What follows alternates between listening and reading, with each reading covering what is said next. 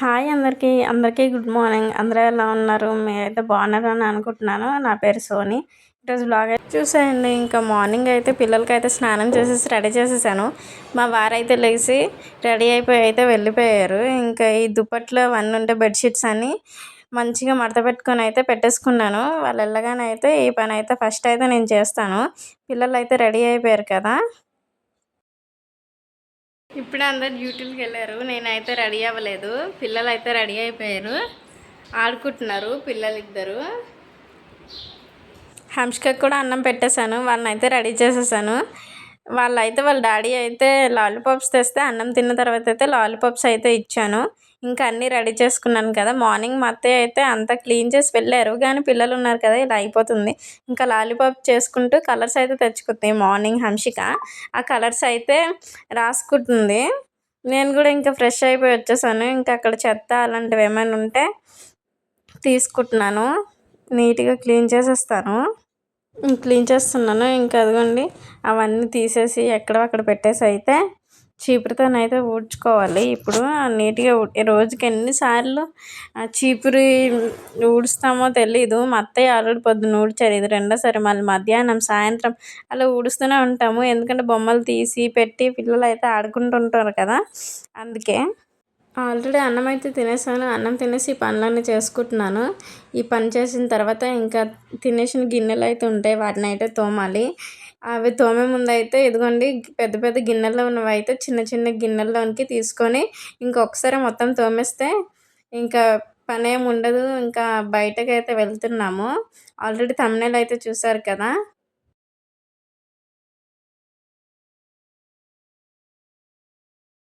ఇంకా వేరే గిన్నెలకు తీసుకున్న తర్వాత అక్కడైతే చిన్న చిన్న మెతుకులు అలాంటివి ఉంటాయి కదా, వాటిని అయితే నీట్గా క్లీన్ చేసుకొని ఆ గిన్నెలన్నిటిని అయితే తోమేయాలి. ఇంకా హాస్పిటల్కి అయితే వెళ్తున్నాము. హితిక అయితే పడిపోయింది మంచం మీద నుంచి. జస్ట్ మా వారు ఇలా మంచం మీద పెట్టేసరికి ఆమె వచ్చి ఇట్లా పడిపోయింది. మేము ఎవరం చూసుకోలేదు.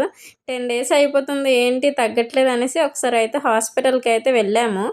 మాకు ఎందుకు అనిపిస్తుంది, రక్తం గడ్డ కట్టినట్టే అనిపించింది. వెళ్తే ఆయన కూడా అలానే అన్నారు. ఇంకా తగ్గట్లేదు ఏంటని మళ్ళీ వెళ్తే ఒకసారి సిటీ స్కాన్ చేయాలని అయితే అన్నారు. చేశాము. చేసినప్పుడు ఇంకా ఎంత టెన్షన్ పడ్డామో, అది పడుకుంటేనే అవుతుందని అన్నారు. ఇంకా లంచ్ టైంలో వెళ్ళాము. కరెక్ట్గా వెళ్ళేసరికి అక్కడ హాస్పిటల్ అది వేరే ఉంటుంది కదా, స్మెల్ అంతా అక్కడ వేసేసరికి లేచిపోయింది. ఇంకా తర్వాత నైట్ వెళ్దాం అనుకున్నాము. నైట్ 10 వరకు ఉంటారు హాస్పిటల్ వాళ్ళంటే.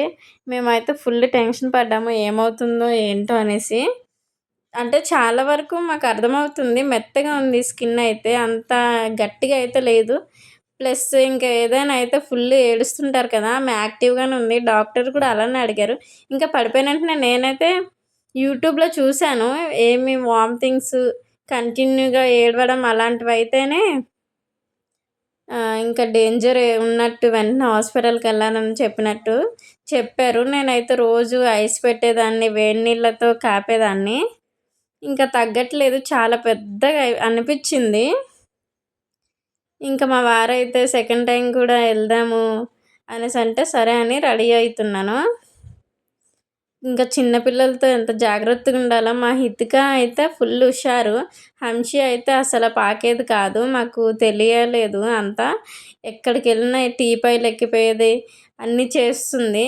ఫుల్ ఎనర్జీగా ఉంటుంది, తప్పేం లేదు. కానీ ఇంకా ఒక్కొక్కసారి అట్లా జరుగుతుంటాయి కదా, పడిపోయింది. రోజుకి చిన్న చిన్న దెబ్బలు ఎన్నో జరుగుతుంటాయి, అయినా ఏడవదు. అదొక్క దెబ్బ కూడా ఆ రోజు మాత్రమే బాగా ఏడ్చింది. ఏం కాదనుకొని 2 days ఆగితే ఫుల్ వాపొచ్చేస్తుంది. ఏంటి ఇంత ఉబ్బిపోయిందా అనేసి మేమైతే చాలా భయపడిపోయాము, మా ఎదుగురం అయితే.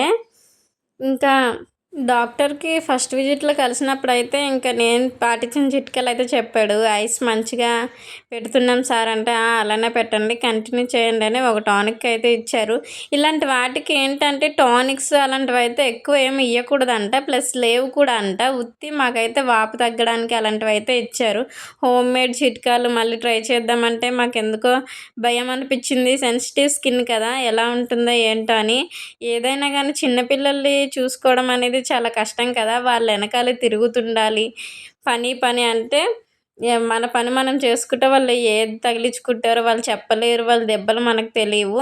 అందుకే మార్నింగ్ టైంలో మా అత్తయ్య అయితే చేసేసి వెళ్ళిపోతారు. నాకు పని ఉండదు. ఇంకా ఇట్లా మార్నింగ్ లంచ్ చేసినవి అయితే గిన్నెలైతే తోముకోవడం నా పని. పిల్లల్ని హితిక అయితే ఫుల్ ఎనర్జీగా ఉంటుంది కదా! ఆమె వెనకాల కూర్చొని తిరుగుతూనే ఉండాలి. బాల్కనీలోకి వెళ్ళిపోతుంది, అటు వెళ్ళిపోతుంది.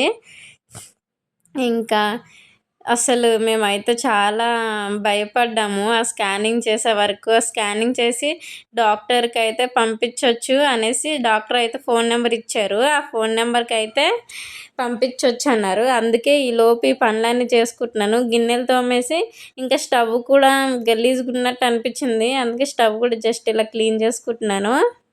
క్లీన్ చేసిన తర్వాత నేనైతే జడేసుకున్నాను. మా వారైతే 1కి అలా వస్తా అన్నారు. ఆలోపు రెడీగా అయితే ఉండమన్నాను. డాక్టర్ 2 వరకే ఉంటారని నేనైతే ఇలా స్పీడ్‌గా రెడీ అయిపోయాను. హితికకి కూడా అన్నం పెట్టేశాను. అంషికకి కూడా. వాళ్ళిద్దరు అన్నం తిన్న తర్వాత నేనైతే కొంచెం అన్నం తినేసాను. అన్నం తిన్న అంటే మాకు తెలుసు ఆల్రెడీ అది బ్లడ్ క్లాట్ అని అర్థమవుతుంది కానీ ఏదైనా డాక్టర్‌కి చూపించాలి కదా అని వెళ్ళాము. అక్కడికెళ్ళిన తర్వాత డాక్టర్ ఇంకా స్కానింగ్‌కి వెళ్ళమంటే హితిక అయితే లెగిసిపోయిందని చెప్పాము కదా! హితిక లెగిసిపోయింది. మళ్ళీ రిటర్న్ వచ్చి ఎట్లైనా డిన్నర్ చేసుకోవాలనేసి అయితే డిన్నర్ చేసేసి వెళ్ళాను.